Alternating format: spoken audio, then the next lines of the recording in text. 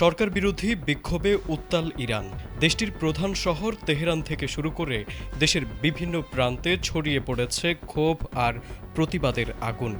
অর্থনৈতিক সংকট, দমন পীড়ন আর দীর্ঘদিনের ক্ষোভে ফুঁসে উঠেছে সাধারণ মানুষ। বিশ্লেষকদের মতে গত কয়েক দশকের মধ্যে ইসলামী প্রজাতন্ত্র ইরানের জন্য এটি অন্যতম বড় রাজনৈতিক সংকট।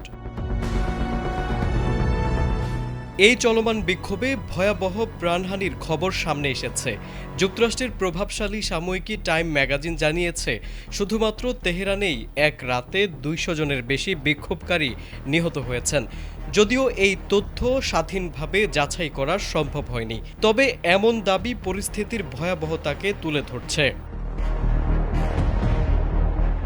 গত বৃহস্পতিবার রাতে আন্দোলন সবচেয়ে তীব্র আকার ধারণ করে। বিক্ষোভকারীরা বিভিন্ন এলাকায় সহিংস হয়ে উঠলে নিরাপত্তা বাহিনী ব্যাপক গুলি চালায়। টাইম ম্যাগাজিনের প্রতিবেদনে বলা হয়, তেহরানের এক চিকিৎসকের তথ্য অনুযায়ী শহরের অন্তত ৬টি হাসপাতালে ২০৬ জন বিক্ষোভকারীর মৃত্যুর রেকর্ড রয়েছে, যাদের অধিকাংশই গুলিতে নিহত। গত ২৮ ডিসেম্বর শুরু হওয়া এই আন্দোলন ইতোমধ্যেই ৩১টি শহর ছড়িয়ে পড়েছে। যুক্তরাষ্ট্রের প্রেসিডেন্ট ডোনাল্ড ট্রাম্প বিক্ষোভকারীদের হত্যার বিষয়ে ইরান সরকারকে কঠোর সতর্কতা দিলেও তাতেও যেন কোনো প্রভাব পড়েনি।